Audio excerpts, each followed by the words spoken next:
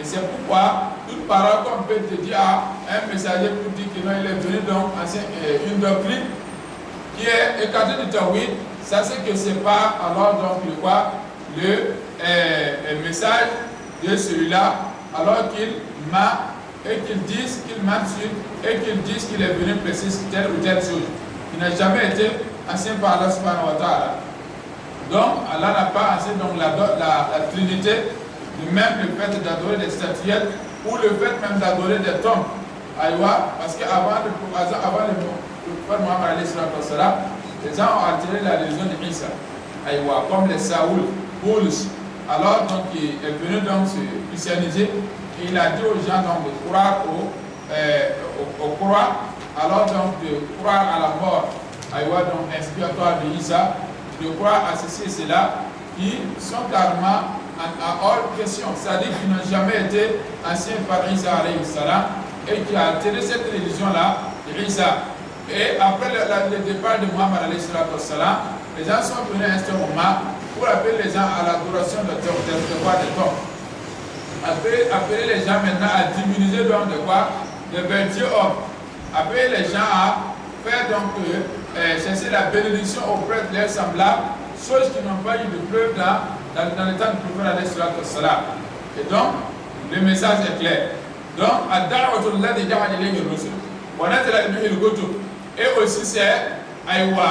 Allah subhanahu wa ta'ala a fait descendre tous ces livres célestes là pour qu'ils viennent détailler donc le tawhid. Il n'y a pas ce seul livre céleste qui est descendu. Qui est alors donc descendu alors par l'ordre d'Allah subhanahu wa ta'ala qui ne pêche pas le tawhid. Il ne pêche pas alors donc le tawhid. C'est pour cela que tous les routes de Samaouya sont venus donc pour prêcher alors dans le tawhid. Idan fahuwa naw'an. Et le tawhid est de deux types, ça c'est la part de Ibn Qayyim rahimahullah, tawhid fi al-ma'rifat wal ithbat. Donc tawhid dans la connaissance et dans l'acceptation, c'est-à-dire la connaissance d'Allah, et le tawhid alors donc là, le fait, après avoir connu qu'Allah existe, il faut alors accepter ça maintenant. Parce que les mécréants ont su qu'il existe. Les mécréants ont su qu'Allah subhanahu wa ta'ala, il a créé tout, et Allah subhanahu wa ta'ala, il est seul. Alors donc à mettre en place toutes choses, et c'est lui qui détient les droits de vie et de mort, mais ils ne l'ont pas accepté seul dans l'adoration. Ils n'ont pas accepté seul dans leur fort intérieur. Parce que simplement, ils ont dit qu'ils ne vont pas laisser leur divinité, parce qu'Allah les a créés pour eux, pour qu'ils l'aident aussi dans ces tâches. Aïwa, parce qu'ils les adorent tout simplement, aïwa, pour qu'ils les conduisent à Allah subhanahu wa ta'ala. Et ça c'est pas alors une parole qui est authentique, alors c'est une parole alors qui est fausse et erronée dans la foi. Non. Donc après quand on connaît Allah en tant que Aïwa et unique créateur, on doit accepter ça dans notre fort intérieur. Donc ça c'est le premier type. Et le second type, Watawi ne fait pas la loi dans la pratique. C'est-à-dire dans l'adoration, quand on va prier, on prie alors donc, c'est qui est-ce qu'on prie? On prie Allah subhanahu wa ta'ala. Inna salati wa nusuki wa mahyaya wa mamati lillah rabbil alamin la sharika lah wa bidhalika umirtu wa ana awwalul muslimin. Donc c'est Allah subhanahu wa ta'ala qu'on doit prier seul. Lorsqu'on doit immoler, c'est pour Allah seul. Lorsqu'on doit alors donc invoquer, c'est Allah seul qu'on doit invoquer. Lorsqu'on doit passer sa confiance, c'est sur Allah subhanahu wa ta'ala unique. Donc,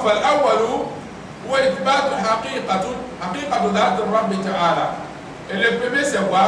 C'est l'acceptation réelle de la personne même d'Allah subhanahu wa ta'ala. Vous savez qu'ici, il y en a qui ont refusé cela. Dans l'air de l'âme, ils ont refusé qu'Allah existe. Et donc, on doit accepter cette existence divine-là. Ça, c'est la première même des autres. Il parle de wujud d'Allah ta'ala.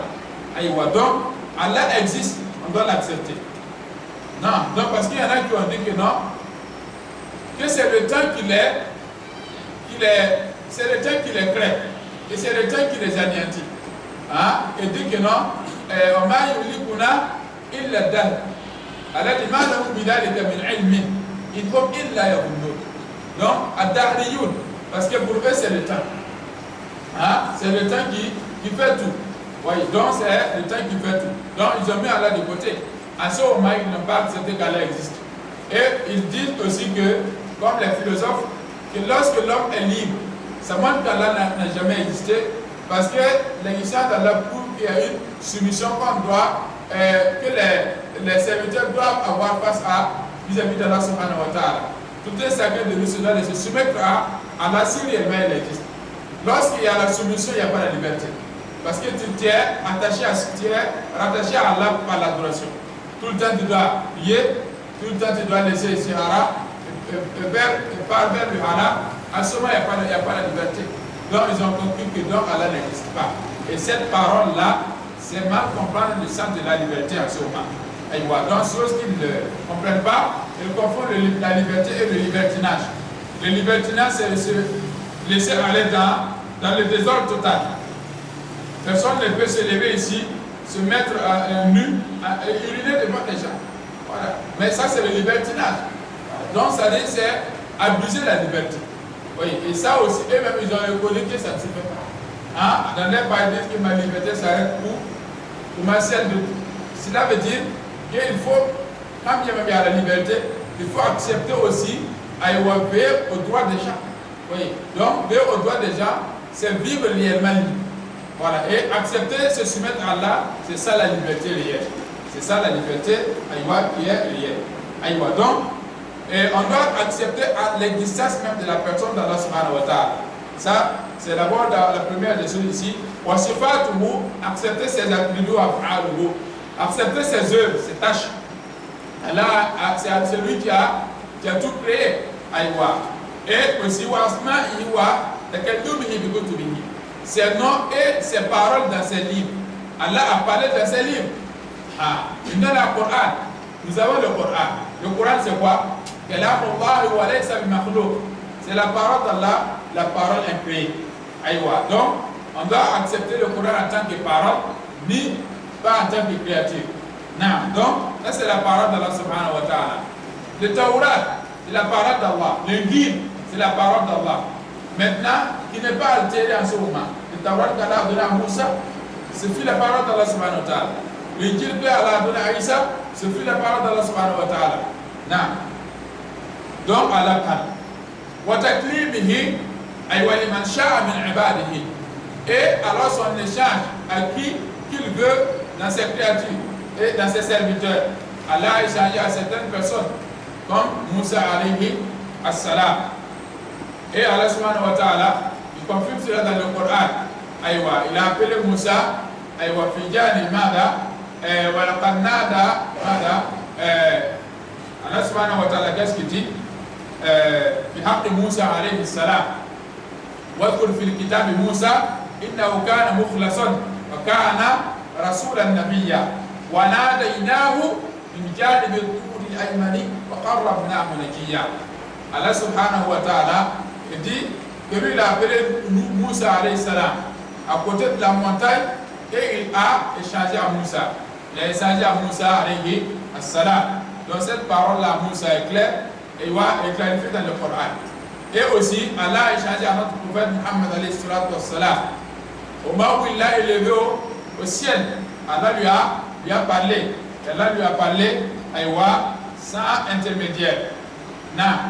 Et aussi, même les Juifs, ceux dont Moussa a choisi, les 70 personnes, Moussa qawmahu 70 rajulan limiqatina wa kallamahu rabbuhu. قالوا يعني أرنا الله جهرا.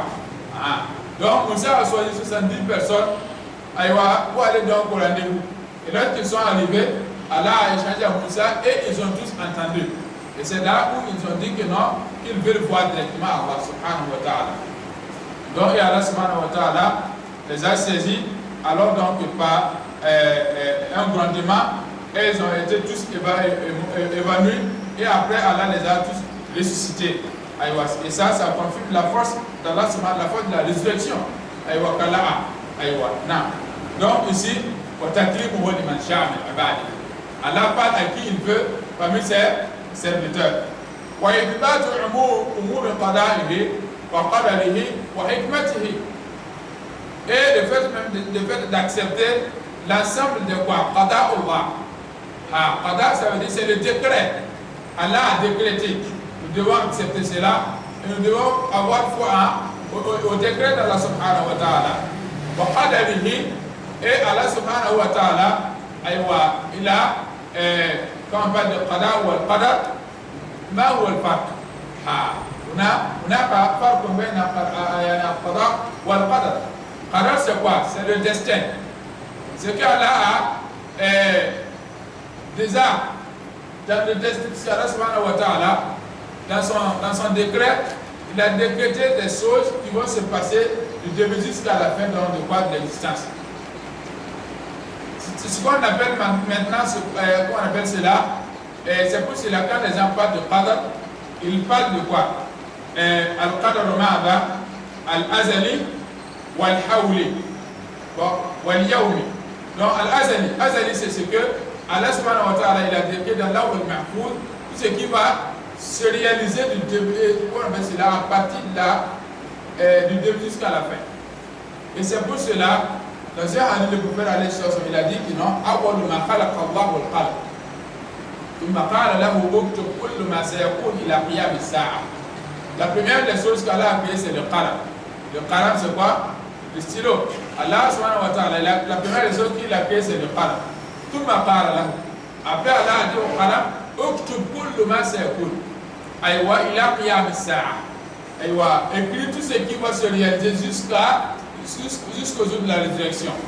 Bon, à ce moment, le qalam a écrit sur qu'on appelle cela la tablette préservée. Tout ce qui va se réaliser. Le nombre de gens qui vont l'être, le nombre de guides, Allah a décrété, et le nombre de vies de tout chacun de nous avait déjà été décrété, même avant même la création des guides.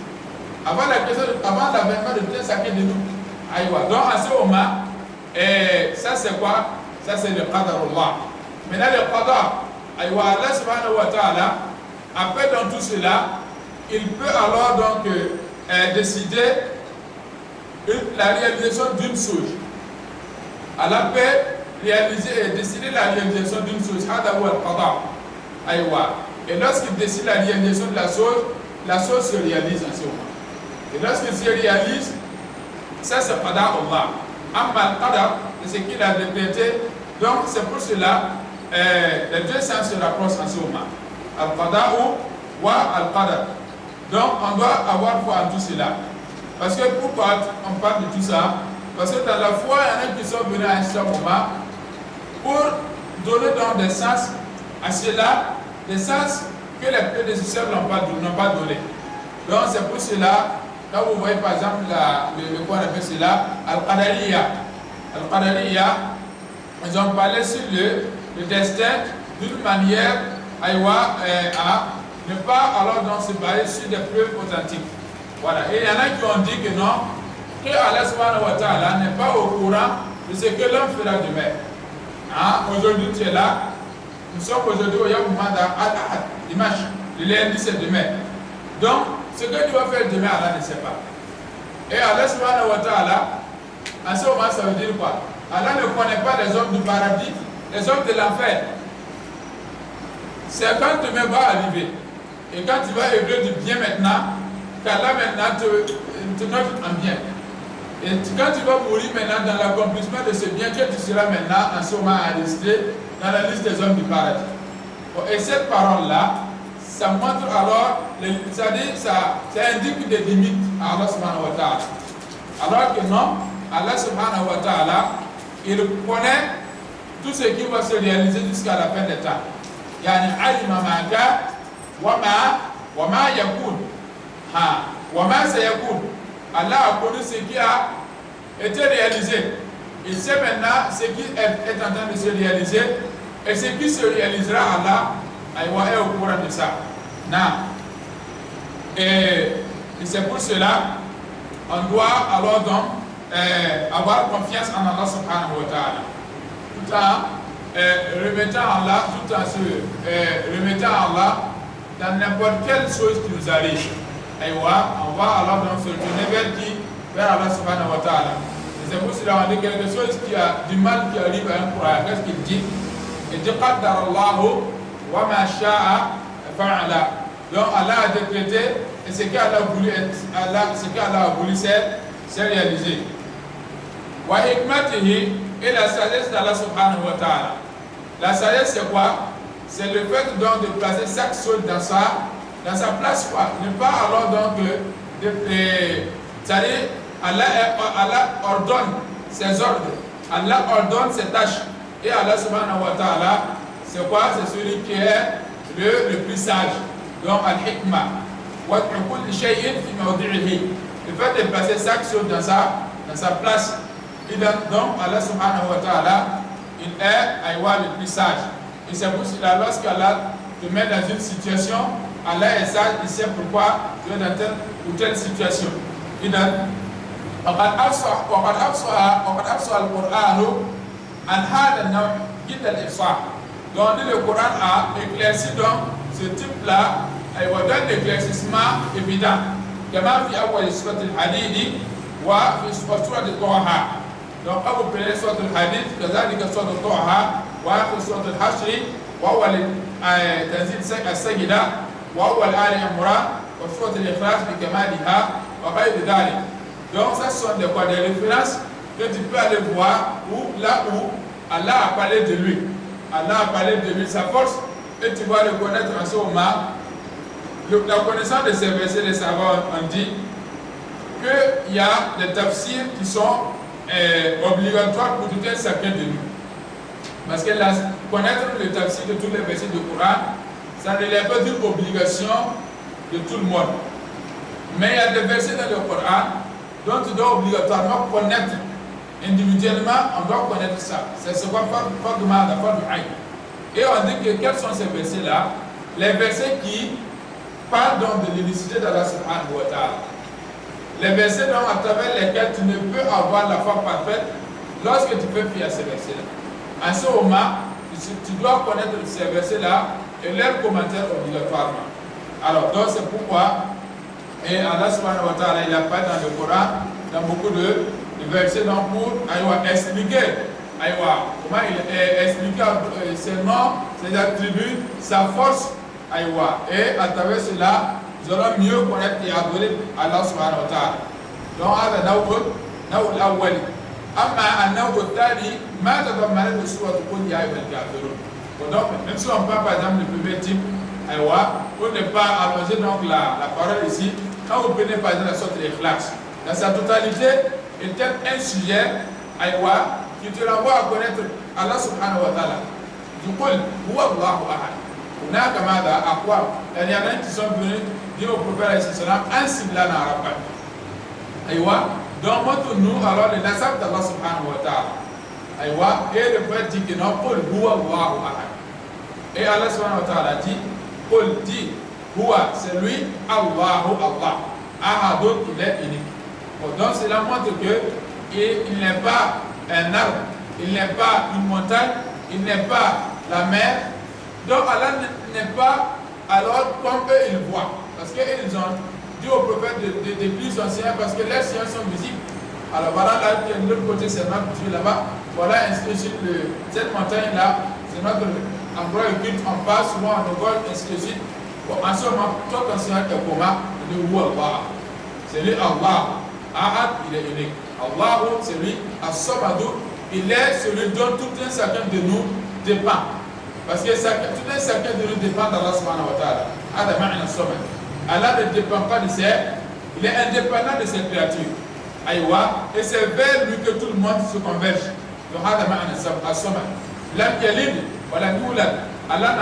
n'enfante pas, il n'est pas enfanté aussi. C'est-à-dire, il n'a pas de branche ni de racine. Ça c'est une connaissance que tu dois avoir dans ton corps intérieur. Et lorsque le shaitan vient sur tout un chacun de nous, le peuple dit que non, il y a ce shaitan, il a dit que moi, papa, فيقول من خلق كذا من خلق كذا حتى يعني حتى يقول لك من خلق ربك وإذا بلغه فليستعذ بالله وليتقي. Shaitan vient, c'est tout un chacun de nous pour le dire, qui a créé ceci.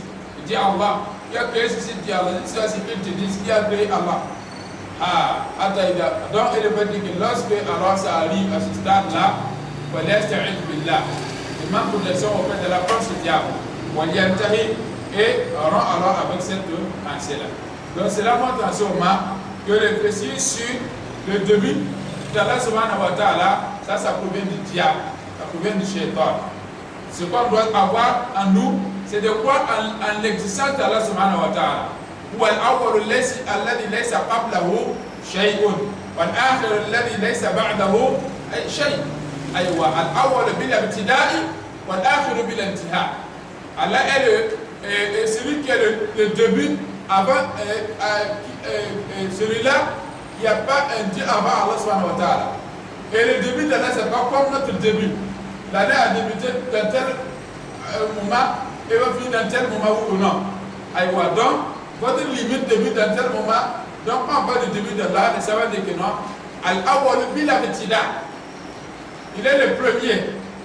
Il est le premier, ou al-awwal dit, il est le premier. Bila ibtida, c'est un début. Donc c'est pour cela que quand tu vas renvoyer l'arabe en français, bon, ça ne peut pas être correct. Voilà, souvent on tente de faire quoi, d'interpréter. Sinon, on parle de al-awwal, c'est pas al-awwal le premier. Bila ibtida, qui n'a pas de début. Allah est le premier qui n'a pas de début. Wal-akhiru, il est le dernier, bila intiha, qui n'a pas de fin. Donc voilà ce qu'il y a dans la foi. Donc, on dit maintenant voilà les sourates dans lesquelles on peut comprendre donc réellement qui est Allah subhanahu wa ta'ala. Et quand on regarde par exemple la sourate al-Hashr, il dit wa akhiru sourate al-Hashr lawali huwa Allahu alladhi la ilaha illa huwa ar-Rahman la Allah la ilaha illa huwa alim al-ghayb ash-shahadati huwa ar-Rahman ar-Rahim. Allah dit c'est celui-là alladhi la ilaha illa huwa. Il n'y a pas une divinité qui mérite d'être adorée si ce n'est celui-là. Allah subhanahu wa ta'ala. Donc en ce moment, et après maintenant, le verset suivant, il va expliquer maintenant où al-Malik al-Qudus al-Salam al-Mu'min al-Muhaymin al-Aziz al-Jabbar al-Mutakabbir subhanallah amma yushrikun. Et il va allier maintenant ces noms dans le verset suivant. Bon, donc, voilà c'est là. Donc, Allahu a'lam. Quand on voit maintenant le deuxième côté, on dit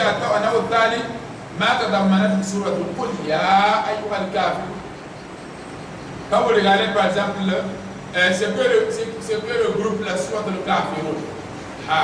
Qu'est-ce que le groupe la sourate al-Kafirun? C'est le groupe quoi qu'on doit écarter de toute adoration et adorer qui? Allah seul. Parce que il y a un bloc aussi qui adore autre qu'Allah subhanahu wa ta'ala, qui nous invite aussi à adorer Allah celui dont il adore. Et nous devons rester stables dans notre pratique. Et adorer qui est Allah unique, sans l'associer à quoi que ce soit, parce que l'adoration d'Allah ne tolère jamais le mélange. C'est une adoration qui ne tolère pas le mélange. Lorsqu'il y a un atome de mélange du shirk avec le tawhid, en ce moment le shirk anéantit le tawhid. Et c'est pour cela on se doit de réviser tout le temps la foi. Voilà, parce que c'est ça la base, et c'est ça aussi. Alors Allah subhanahu wa ta'ala se base pour récompenser les gens à bien. Et là-bas on dit, Ya ayyuhal kafirun, ô vous les infidèles, la a'budu, moi je n'adore jamais celui dont vous adorez. La a'budu abadan. Je n'adore jamais, à grand jamais, celui dont vous adorez. Alors, dans vos divinités, ainsi de suite, ils ne les adorent pas. Aïwa, la a'budu ma ta'budun. Voilà, antum a'budun. Vous aussi, vous ne voulez pas accepter, adorer. Ma a'budu, celui dont j'adore, qui est qui? Aïwa, il a un haq. Le vrai à être adoré. Aïwa, donc en ce moment, et à la fin, Allah nous dit, lakum dinukum waliyadi, à vous votre religion et à moi ma religion. Mais cela ne veut pas dire que c'est une religion authentique pour eux. C'est eux qui ont forcé d'être dans cela. Sinon, Allah dit dans le Coran, Inna dina inda Allahi mada al-Islam. La religion auprès d'Allah, c'est l'Islam. Et voilà, soumission parfaite et totale à Allah subhanahu wa ta'ala. ومن يبتغي غير الإسلام دينا فلن يقبل منه. Celui qui adopte autre que cela ne sera pas accepté par Allah subhanahu wa ta'ala. إذن وقوله قل يا أيها الكافر قل يا أهل الكتاب. Et la parole donc qui se trouve dans Al Imran, là où Allah dit قل يا أهل الكتاب تعالوا. Dit aux gens du livre, Manhum, al-Yahoud wa al-Nasara, appelle ces gens-là, dis-leur de venir, il a kalimatin sawa'in baynana wa baynakum.